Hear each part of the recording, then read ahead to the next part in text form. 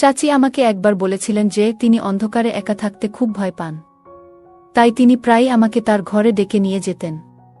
একদিন বাড়িতে আমাদের দুজন ছাড়া আর কেউ ছিল না, হঠাৎ প্রচণ্ড ঝড় বৃষ্টি শুরু হল। চাচি আমাকে তার ঘরে ডাকলেন। যখন ঘরে ঢুকলাম চাচিকে দেখে আমি চমকে গেলাম, কারণ তিনি খুব ছোট পোশাক পরেছিলেন এবং সত্যিই দারুণ লাগছিল।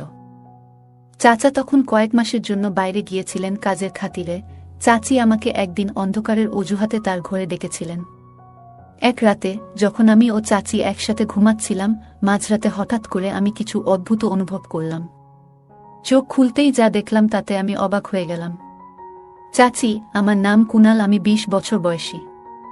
আমার চাচি ছিলেন অনেক সুন্দর আর অনেক ফর্সা, যে কেউ তাকে দেখলে মুগ্ধ হয়ে যাবে।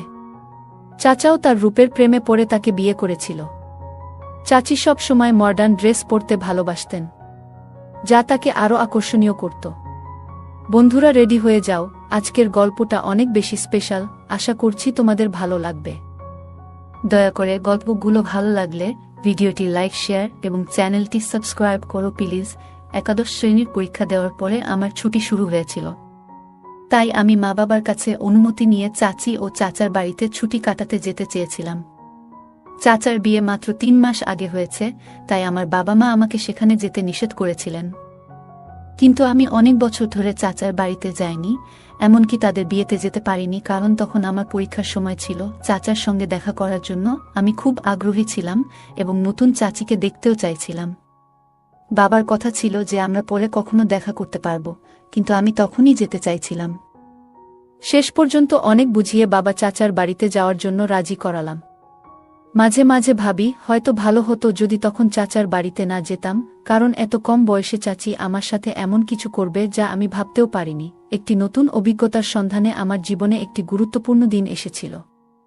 তা ছিল রবিবারের একটি দিন, যখন আমার বাবা আমাকে চাচার বাড়িতে নিয়ে গিয়েছিলেন। কিন্তু আমাদের পৌঁছানোর পর দেখি বাড়ির বাইরের দরজা তালাবদ্ধ। মনে হলো চাচা ও চাচি হয়তো কোথাও গেছেন। বাবার ফোন করার পর জানতে পারলাম তারা শপিং করতে বেরিয়েছেন এবং বাড়িতে ফিরতে কিছুক্ষণ লাগবে। তাই আমরা বাড়ির বাইরে দাঁড়িয়ে তাদের জন্য অপেক্ষা করতে লাগলাম। প্রায় 2 ঘন্টা পর চাচা ও চাচি বাড়িতে পৌঁছালেন। বাবা বাইরে গিয়ে তাদের সঙ্গে দেখা করলেন আর চলে গেলেন আমাকে রেখে, এবং আমরা সবাই একসঙ্গে বাড়ির দিকে ফিরতে শুরু করলাম।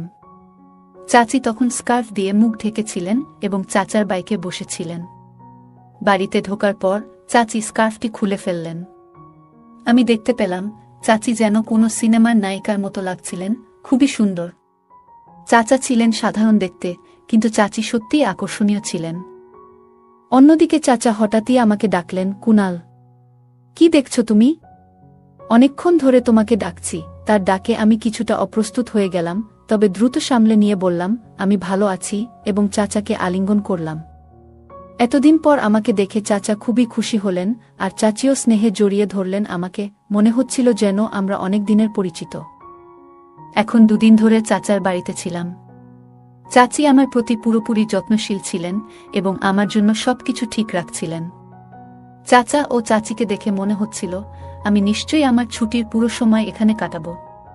তবে আমি জানতাম না যে আমার এই সিদ্ধান্ত পরবর্তী সময়ে এমন একটি মোড় নিতে পারে যা আমার জীবনকে পুরোপুরি পরিবর্তন করে দেবে। আমি আসার থেকে লক্ষ্য করছিলাম চাচি আমার সামনে ছোট পোশাক পরে চলাফেরা করত। আমার কাছে বিষয়টা অবাক করার ছিল। আমি মাঝে মাঝে তার দিকে চেয়ে থাকতাম। আমি মনে মনে ভাবতাম এসব চাচির কাছে সামান্য, কারণ তিনি শহরে থাকেন আর শহরের সবাই এই রকমভাবেই চলাফেরা করে। আমার কাছে অন্য রকম লাগত, কারণ আমি গ্রাম থেকে এসেছিলাম। সেখানে কেউ এভাবে চলাফেরা করত না।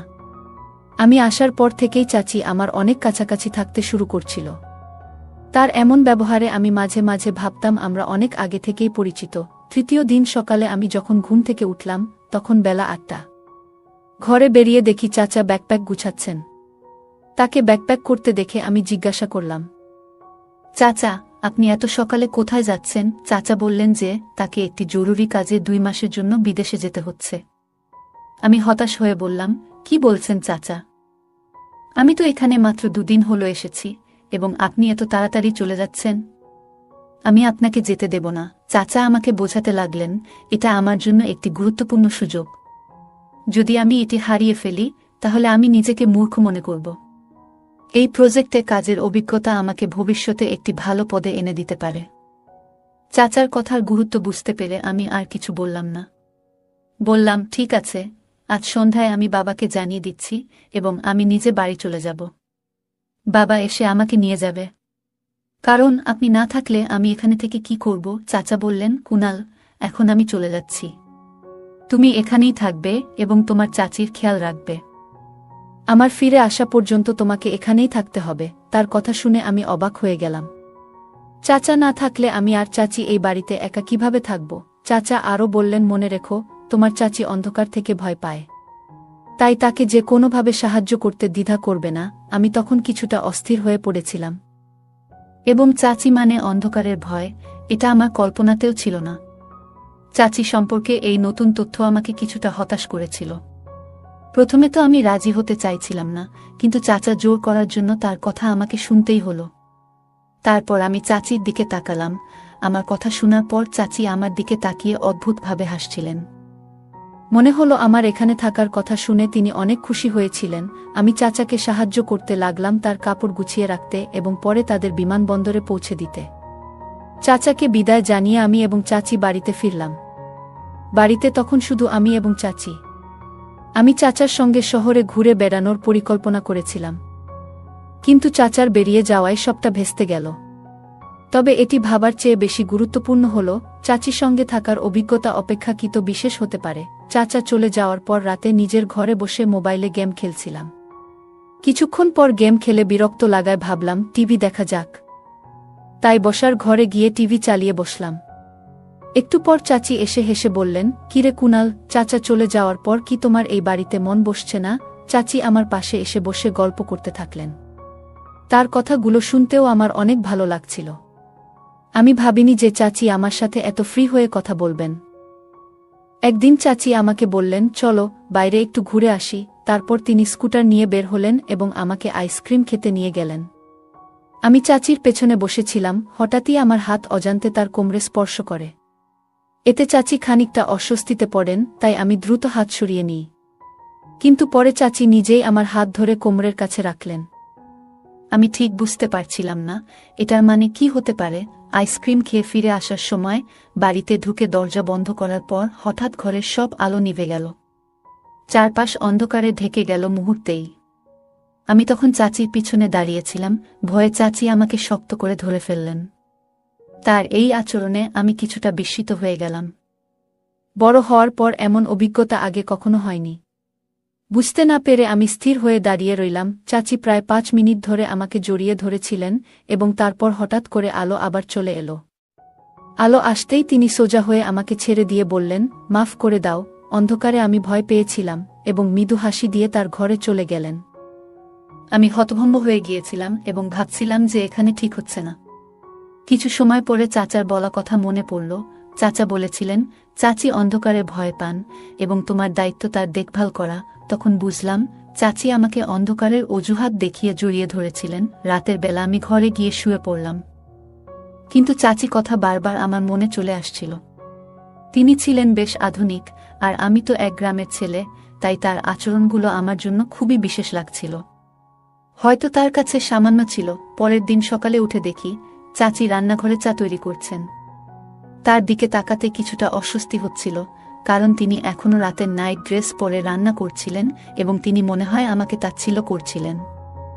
যখন আমি পানি পান করতে কিচেনে গেলাম, তখন চাচি আবার আমাকে জড়িয়ে ধরলেন। আমি কিছুটা অবাক হয়ে গেলাম, কারণ আগের দিনের ঘটনা এখনও আমার মাথা থেকে বের হয়নি। তিনি হাসি মুখে বললেন, আরে কুনাল, কিসের এত লজ্জা? আমি জানি এসব তোমার জন্য নতুন, কিন্তু গত রাতে আমি সত্যিই খুব ভয় পেয়েছিলাম। যদি তোমার খারাপ লাগে তবে আমাকে মাফ করে দিও। এরপর তিনি বললেন, আর হ্যাঁ, আজ যে তোমাকে জড়িয়ে ধরেছিলাম সেটা আমি মজা করেই করলাম। তুমি আমার ভাতিজা, আমার ছেলের মতো, এবং আমি তোমার চাচি, তাই তোমার সঙ্গে মজা করার অধিকার আমার আছে। চাচির এই আচরণে আমি কিছুটা হাসলাম, কিন্তু তার এমন আচরণগুলি আমার মনে নতুন এক অনুভূতি তৈরি করতে শুরু করল। আচমকা মনে হলো আমি এখন বড় হয়ে যাচ্ছি। আর চাচা হয়তো বুঝতে পারেনি যে এমন কিছু ঘটতে পারে। কিছুদিন পর এক সন্ধ্যায় সমস্যা খাওয়ার ইচ্ছা হলো। ভাবলাম চাচিকে বলবো, তাই তার ঘরের দিকে গেলাম। চাচির ঘরের দরজাটা সামান্য খোলা ছিল, তাই অনুমতি ছাড়াই ঢুকে পড়লাম। তিনি বালিশে হেলান দিয়ে মোবাইল দেখছিলেন, আর তাকে এই অবস্থায় দেখে আমি কিছুটা অস্বস্তি অনুভব করছিলাম। দরজার কাছে দাঁড়িয়ে আস্তে করে তাকে ডাকলাম, কিন্তু তিনি শুনলেন না। মোবাইলে মনোযোগ থাকার কারণে আমার ডাক তার কানে পৌঁছায়নি। একটু সাহস সঞ্চয় করে ধীরে ধীরে তার পাশে গিয়ে দাঁড়ালাম। আমি যখন চাচির মোবাইলের দিকে তাকালাম, তখন চোখ কপালে ওঠার মতো অবাক হলাম। যা দেখছিলাম তা আমার কাছে একদম নতুন ছিল। খানিকটা অস্বস্তি হচ্ছিল, তাই তাড়াতাড়ি দরজার কাছে ফিরে গিয়ে চাচিকে একটু জোরে ডাকলাম। চাচি হঠাৎ চমকে উঠে বসে শাল গায়ে জড়ালেন এবং কিছুটা বিস্মিত হয়ে বললেন, কি হয়েছে? আমি বিষয়টা এড়িয়ে গিয়ে শুধু বললাম, কিছু না। তারপর নিজের ঘরের দিকে চলে গেলাম। ঘরে ফেরার পথে মনে পড়ছিল চাচিকে আজ একটু আলাদা লাগছিল। রাতের বেলা ভারী বৃষ্টি হচ্ছিল। হঠাৎ বিদ্যুৎ চলে যাওয়ায় চাচি আমাকে ডাকলেন। আমি তার ঘরে গেলে চাচি আমাকে আলিঙ্গন করলেন। তাকে দেখে মনেই হচ্ছিল তিনি বেশ সুন্দর লাগছিলেন, আর ধীরে ধীরে আমি আমার অনুভূতিগুলো বুঝতে পারছিলাম। চাচি বললেন, কুনাল, তুমি যতক্ষণ লাইট আসে আমার কক্ষে থাকতে পারো। আমাকে অন্ধকারে ভয় লাগে, আমি সেখানে থাকতে রাজি হলাম। আমরা কিছুক্ষণ ধরে কথা বলতে লাগলাম। চাচি আমাকে জানালেন চাচি ও চাচার খুব তাড়াতাড়ি বিয়ে হয়েছিল। তিনি বললেন, আমার ও তোমার চাচার 1 বছর আগে প্রথম সাক্ষাৎ হয়েছিল এবং আমাদের প্রেম এত দ্রুত বাড়তে থাকে যে আমরা কিছুদিনের মধ্যে বিয়ের সিদ্ধান্ত নিই। গল্প করতে করতে সময় চলে যায়। যখন আমি ফের ঘরে যাওয়ার কথা ভাবছিলাম, তখন চাচি আমার হাত ধরে বললেন, কুনাল, যদি তোমার আপত্তি না থাকে তাহলে কি তুমি আজ রাতে আমার ঘরে থাকতে পারো? আমার মনে কোনো দ্বিধা ছিল না, কারণ চাচি ও আমি ছিলাম একা। তার সাথে থেকে গল্প করতে আমার বেশ ভালো লাগত। তাই আমি রাজি হয়ে গেলাম, আর চাচাও আমাকে আগেই বলে রেখেছিলেন যে চাচির খেয়াল রাখতে। সারা রাত বৃষ্টির আওয়াজ চলছিল এবং আমি ঘুম থেকে উঠে দেখলাম চাচি অত্যন্ত আনন্দিত, যা আগে কখনো আমি তার মুখে দেখিনি। ব্রেকফাস্টের সময় তিনি আমাকে বলছিলেন, এখন বৃষ্টির দিন, তাই তুমি আমার ঘরে থাকতে পারো। চাচি আমাকে বলেছিল, যদি তোমার কোনো সাহায্য প্রয়োজন হয় তাহলে বিনা দ্বিধায় জানাতে পারো। রাতে আমরা গল্প করছিলাম, কিন্তু হঠাৎ করেই আমার শরীরটা একটু খারাপ লাগতে শুরু করল। চাচির কথাগুলো কিছুটা অস্বস্তিকর লাগছিল, যদিও ঠিক বুঝে উঠতে পারছিলাম না কেন। শরীর খারাপ লাগলেও কোনোভাবে তার ঘরে বসে রইলাম।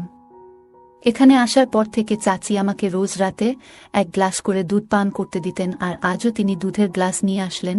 আমি খেতে খেতে গল্প চালিয়ে যেতে থাকলাম।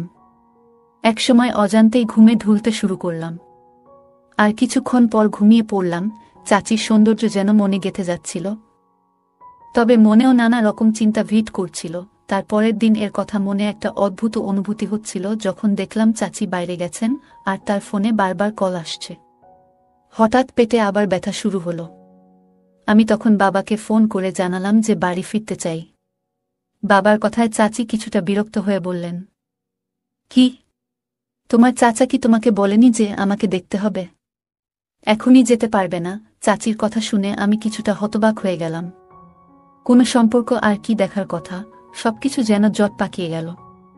আমি যখন বিষয়টা জানতে চাইলাম, তিনি বললেন, আমি জানি না, তবে তোমার এখানেই থাকতে হবে। চাচি আমাকে যেতে না দেওয়ার জন্য জোর করছিলেন, কিন্তু পেটের ব্যথা ততক্ষণে বেড়েই চলেছিল।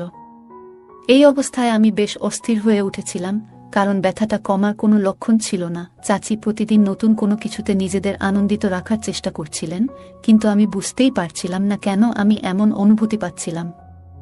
এমন অভিজ্ঞতা আমার জন্য নতুন ছিল। চাচা বাইরে গেছেন প্রায় 1 সপ্তাহ। সন্ধ্যা 7টায় বাড়ির বেল বেজে উঠল। আমার হৃদয় টনটন করতে লাগল। আমি দেখলাম চাচি আমার উপর হাত দিয়ে ঘুমিয়ে আছে। বেল লাগাতার বেজে চলছিল, ফলে চাচি দরজা খুলতে গেলেন। দরজা খুলতেই পুলিশ দাঁড়িয়েছিল। পুলিশ দেখে চাচি কিছুটা ভয়ে পড়ে গেলেন। পুলিশ চাচিকে জিজ্ঞাসা করলেন, আপনার আসল উদ্দেশ্য কি? আমি কিছুই বুঝে উঠতে পারছিলাম না। এদিকে আমার পেছনে বাবা চাচাকে নিয়ে এসে হাজির হলেন, আর চাচার হাতে বেশ কিছু ফাইল ছিল। হঠাৎ আমি বলে উঠলাম, চাচা, আপনি তো কাজের জন্য 2 মাসের জন্য বিদেশে গিয়েছিলেন। এরপর বাবার দিকে ফিরে জিজ্ঞাসা করলাম, সব কিভাবে এভাবে ঘটছে বাবা আমাকে জানালেন, যখন তোমাকে এখানে রেখে আসি তখন আমি থানায় গিয়েছিলাম। সেখানে এমন এক মেয়ের সম্পর্কে জানতে পারি যার খোঁজ আমার সহকর্মীরা করছিল। আমি মেয়েটিকে চিনতে পারিনি, তবে সোশ্যাল মিডিয়ায় চাচার ছবি দেখে বুঝলাম আসলে তোমার চাচা নাম পরিবর্তন করে পরিচয় লুকিয়ে চাচিকে বিয়ে করেছেন। চাচার ফোন কেটে যাওয়ার পরেই বাবার কাছে এই বিস্ময়কর তথ্য এলো। চাচা আর চাচি বেআইনি কাজে জড়িত ছিলেন এবং অন্যদের ফাঁদে ফেলছিলেন। এভাবে তার টাকা ইনকাম করতেন। আমার সাথেও এমনটা ঘটাতে চাইছিল। তখনই বুঝলাম কেন আমার পেটে এত অস্বস্তি হচ্ছিল। চাচা সম্ভবত লুকিয়ে আমাকে এমন কিছু